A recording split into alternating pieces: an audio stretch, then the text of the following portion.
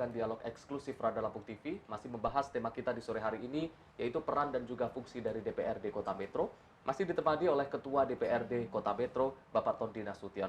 Bapak beralih ke fungsi dari DPRD Kota Metro selanjutnya, yaitu fungsi budgeting. Dalam pelaksanaan fungsi budgeting ini, penganggaran terkait dengan penganggaran dari DPRD Kota Metro seperti apa, Pak? Baik, kalau kita bicara fungsi budgeting, lebih kepada kita dalam penyusunan atau persetujuan anggaran pendapatan dan belanja daerah. Yang perlu kita harus sama-sama maklumi dan pahami bahwa yang menyiapkan APBD itu adalah eksekutif. Mulai dari RKPD, kemudian KUA PPAS, dan terakhir itu di rancangan peraturan daerah tentang APBD. Itu yang menyusun adalah eksekutif. Nah, kami dalam porsi menyetujui atau tidak menyetujui dalam pembahasan. Dalam pengamatan kami selama ini, teman-teman baik di komisi maupun di badan anggaran, seingat saya itu lebih kepada bagaimana menyusun skala prioritas dengan anggaran yang ada. Kita ini kan punya batasan anggaran. Kalau nggak salah 2022 ini mohon dikoreksi lebih kurang sekitar 870 sekian miliar. Dan itu belanja pegawainya lebih kurang sekitar 47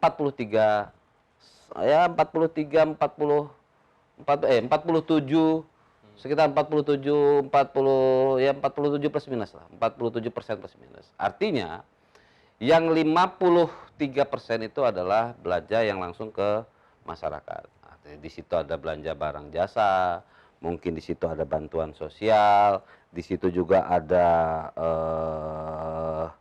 hibah dan lain-lain. Artinya yang langsung ke masyarakat. Nah, memang kita maklumi seperti yang disampaikan di awal tadi, keinginan dan kebutuhan masyarakat ini kan banyak. Apalagi kemarin-kemarin dan mungkin sampai dengan saat ini kan kita ini terlalu terbuai dengan APBD. Kita kurang menggali potensi-potensi yang tanpa menggunakan APBD. Nah, dengan adanya pandemi ini ada satu efek baiknya, ini mulai tergugah lah. Nah, kembali ke pembahasan APBD, jadi yang menyiapkan APBD itulah eksekutif, dibawa ke legislatif, di Dewan, dan dibahas oleh teman-teman Dewan itu mulai tingkatan komisi. Mulai tingkatan komisi, kemudian masuk ke badan anggaran, baru nanti kita persetujuan. Nah, di dalam pembahasan-pembahasan itu tentu saja terjadi perdebatan-perdebatan. Ada mana menyusun, lebih kepada menyusun mana yang skala prioritas. Mungkin ada kita tadi disampaikan kan, oh ini ada kebutuhan jalan. Oh ini ada kebutuhan pendidikan. Oh ini ada kebutuhan kesehatan. Dengan bagaimana kita mengelola anggaran yang ada. Jadi tidak ada juga bahasa bahwa oh ini anggarannya dipotong, oh itu anggarannya lebih sana, enggak ada. Semua itu murni karena pembahasan. Pembahasan di tingkat teknis. Tidak ada yang kita melakukan perubahan itu dari yang disampaikan tanpa persetujuan dari pihak eksekutif yang menyajikan data awalnya. Dan saya lihat sih, saya amatin sampai dengan hari ini semua bisa berjalan dengan baik, bisa saling memahami. Ya itu tadi namanya kita bicara anggaran yang terbatas, bagaimana bisa mengakomodir semua keinginan. Walaupun tidak bisa semua maksimal. Makanya karena itu tadi di awal-awal saya minta sebetulnya pemerintah ini harus fokus saja. Fokus menginginkan oh ini yang harus kita bangun, yang harus kita laksanakan di tahun depan ini. Gitu. Selesaikan semua. Nanti tahun depannya boleh ganti prioritas yang lain. Ya kan? Oh tahun ini kita khusus bicara penggerak ekonomi bagian UMKM, bagaimana kita menggerakkan ekonomi masyarakatan setelah adanya pandemi COVID, kan itu. Oh, ini ekonomi harus kita gerak, kita fokus, kan itu. Nah, nanti anggaran di bidang-bidang lainnya bukan juga dikurangin, enggak. Tetapi bagaimana bisa maksimal lah, walaupun dengan keterbatasan yang ada. Nanti tahun berikutnya oke, berubah. Oh ini kita fokus bidang apa? Kesehatan. Beliau fokus lagi, beda. Jadi sampai dengan tuntas. Bidang pariwisata ini. Jadi nggak tempel sedikit-sedikit, akhirnya nanti tahun depan sudah lupa. Ujung-ujungnya nggak bermanfaat. Nah itulah kadang-kadang atau yang banyak terjadi ketika terjadinya pembahasan-pembahasan di antara eksekutif dengan legislatif ketika kita penyusunan APBD. Dan juga itu tadi kan apa yang kita dapatkan selama reses, apa itu kan masuknya kan di situ. Kita juga kan sebagai wakil masyarakat kan melihat apa sih yang sudah kita usulkan melalui reses, melalui jaring aspirasi, kemudian juga apa yang sudah dilaksanakan di musrah, masuk nggak nih? Masuk nggak nih? Sehingga teman-teman bisa menyampaikan kepada konstituen atau masyarakat yang ada di wilayahnya, oh ini yang sudah masuk ini, dan memberi pengertian. Mohon maaf, belum bisa masuk semua, tapi mudah-mudahan ke depan yang ini bisa kita masukkan, kan itu. Ya itu tadi karena ya kita ini 22 kelurahan, 5 kecamatan, dapilnya ada 4. Ya kan kita nggak bisa mengaku oh yang ini harus duluan, yang ini harus duluan, nggak bisa. Semua butuh, semua masyarakat Kota Metro, semua harus kita layani. Dan ya menurut saya masih normal-normal aja, bahwa terjadi perdebatan yang panas ya wajar-wajar saja lah. Namanya kita menyamakan persepsi, dan mudah-mudahan bisa dieksekusi oleh eksekutif dengan baik lah, kan kira-kira kan itu.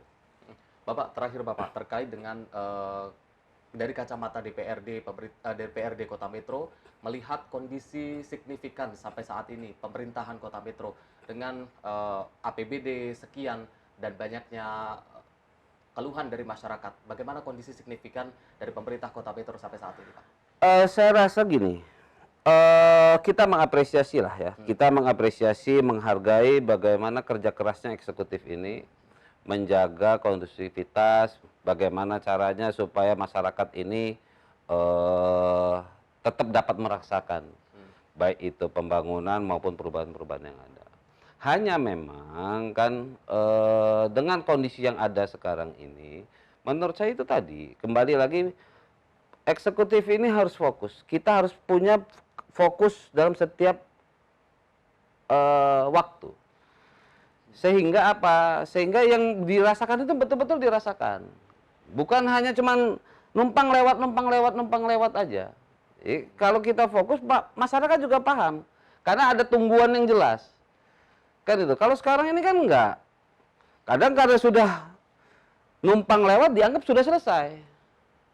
Nah, tidak ada keberlanjutan di berikutnya. Itu yang menjadi keluhan-keluhan gitu loh.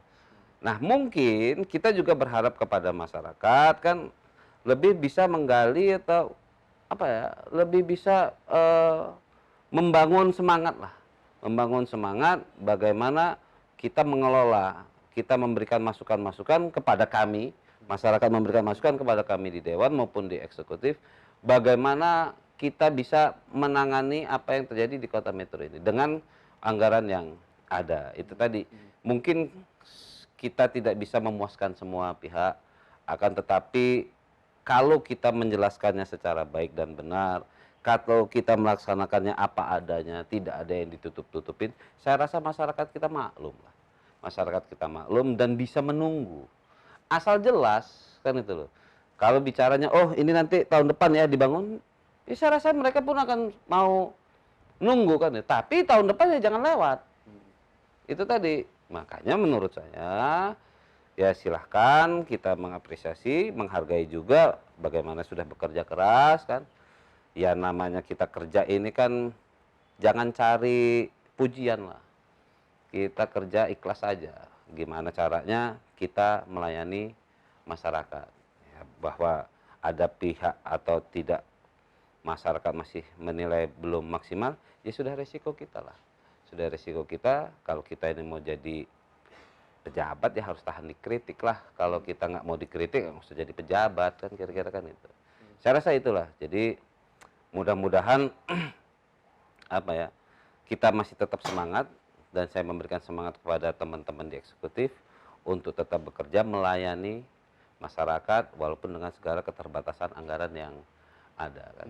Saya rasa itu. Baik, Bapak, sebelum kita menutup dialog kita di hari ini, kami persilahkan closing statement-nya untuk masyarakat Kota Metro ataupun juga untuk pihak eksekutif, kami persilahkan. Baik, terima kasih Mas Arif. Di akhir bincang-bincang kita ini, karena ini juga masih dalam waktu hari ulang tahun, hari jadi Kota Metro yang ke-85, saya mengucapkan selamat hari jadi kepada Kota Metro yang ke-85. Mudah-mudahan ke depan kita masih semangat untuk membuat Kota Metro ini sejahtera. Saya juga dalam kesempatan ini mewakili teman-teman mohon maaf apabila kinerja kami belum maksimal yang dirasakan oleh masyarakat. Dan kami juga siap dikritik dan kami selalu berusaha untuk menjadi lebih baik, mengawal pemerintahan Pak Wahdi dan Pak Komaruf ke depan untuk bisa saling menghargai, mengapresiasi, dan intinya kita ingin mensejahterakan masyarakat Kota Metro yang sama-sama kita cintai. Saya rasa itu. Baik, sekali lagi terima kasih Bapak Tondi Nasution selaku Ketua DPRD Kota Metro yang sudah menyambut tim Radar Lampung TV dan juga menyapa seluruh pemirsa Radar Lampung TV di hari jadi Kota Metro yang ke-85 tahun. Sekali lagi terima kasih Bapak. Sama-sama. Terima kasih juga untuk seluruh pemirsa Radar Lampung TV yang sudah menyaksikan kami dari awal sampai akhir. Seperti yang kita bahas tadi bahwasanya DPRD atau Dewan Perwakilan Rakyat Daerah Kota Metro sangat terbuka terhadap semua keluhan, terhadap semua aspirasi dari masyarakat. Karena aspirasi-aspirasi dari masyarakat itu justru yang saat ini dibutuhkan oleh DPRD maupun pemerintah Kota Metro. Jadi apapun permasalahannya silahkan sampaikan kepada perwakilanmu, yaitu DPRD, dalam hari ini DPRD Kota Metro, untuk disampaikan kepada pemerintah daerah ataupun pihak eksekutif, wali kota, dan seluruh jajarannya. Sekali lagi terima kasih untuk Anda yang sudah menyaksikan. Saya Muhammad Arif, mewakili seluruh kru yang bertugas, mengucapkan terima kasih. Wassalamualaikum warahmatullahi wabarakatuh. Waalaikumsalam. Radar Lampung TV, Banten.